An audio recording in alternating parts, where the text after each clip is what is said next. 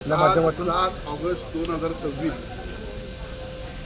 खरं म्हणजे 9 ऑगस्ट 2024ला 8 ऑगस्टला आपल्या सर्वांच्या डोळ्यात दुःखाचे अश्रू होते आणि आज 9 ऑगस्टला राज्याचे कर्तव्यदक्ष मुख्यमंत्री सन्माननीय देवेंद्र फडणवीस साहेब केशवराव भोसले नाट्यगृहाच्या नूतनीकरणाच्या उद्घाटनाला येत आहेत.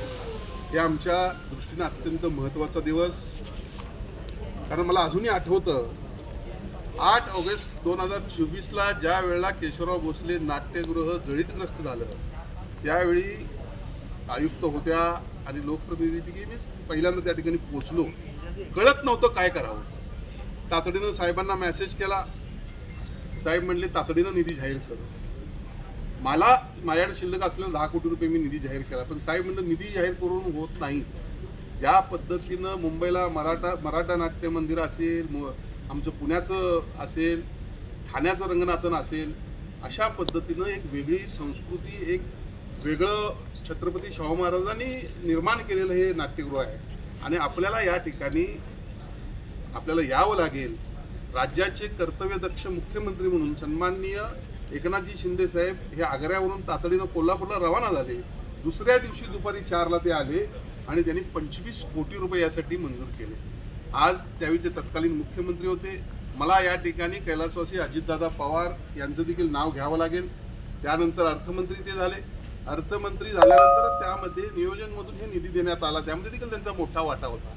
आणि सगळ्यात कळस बसवण्याचं जर काम कुणी केलं असेल तर जी काही कामं आज सन्माननीय मुख्यमंत्र्यांच्या उपस्थितीमध्ये 9 ऑगस्टला उद्घाटन होत आहेत त्यामध्ये प्रमुख जे काम आहे ते आपल्या सगळ्या कलाकारांच्या, आपल्या सर्वांच्या, रंगकर्मियांच्या ज्या भावना ज्याच्याशी होत्या, हे केशवराव भोसले नाट्यगृहाचं उद्घाटन, त्याचबरोबर छत्रपती शाहू महाराजांच्या समाधीस्थळाचं उद्घाटन, त्यानंतर 19 आणि 21/2000ला जो पूर कोल्हापूर जिल्ह्यामध्ये आला, हजारो कोटीचं नुकसान झालं, त्यासाठी 3200 कोटीचा पूर नियंत्रण प्रकल्प, त्याचबरोबर हॉकी स्टेडियम, त्याचबरोबर पार्किंगचं काही आहे, अशा अनेक गोष्टी. म्हणजे रंकाळा केवढा सुंदर झालेला आहे. या सगळ्या गोष्टीसाठी सन्माननीय मुख्यमंत्री 9 तारखेला येत आहेत. संपूर्ण महायुतीचे सर्व नेते, कार्यकर्ते, पदाधिकारी, लोकप्रतिनिधी आम्ही सर्वजण त्यांच्या या ठिकाणी दौऱ्यासाठी उत्सुक आहोत, त्यांच्या स्वागतासाठी उत्सुक आहोत. मी एवढंच सांगेन की कोल्हापूरसाठी आजपर्यंत एवढा कधीही निधी आला नाही तेवढा महायुतीच्या माध्यमातून तत्कालीन मुख्यमंत्री सन्माननीय एकनाथजी शिंदे साहेब असतील, कैलासवासी अजितदादा पवार साहेब असतील आणि कोल्हापूरचे अनेक प्रश्न आज जे प्रलंबित होते, मी सातत्यानं सन्माननीय मुख्यमंत्र्यांची भेट घेत असतो. काल रात्री 12:30ला मला एक जी.आर. प्राप्त झाला, ज्यासाठी मी 2 वर्ष मंत्रालयाच्या पायऱ्या झिजवल्या.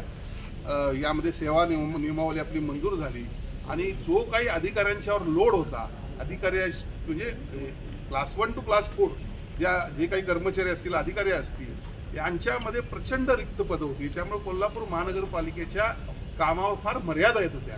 त्याला मंजुरी काल मिळाली. अशा पद्धतीने KMT कर्मचाऱ्यांची मंजुरी देखील 1-2 दिवसात येईल.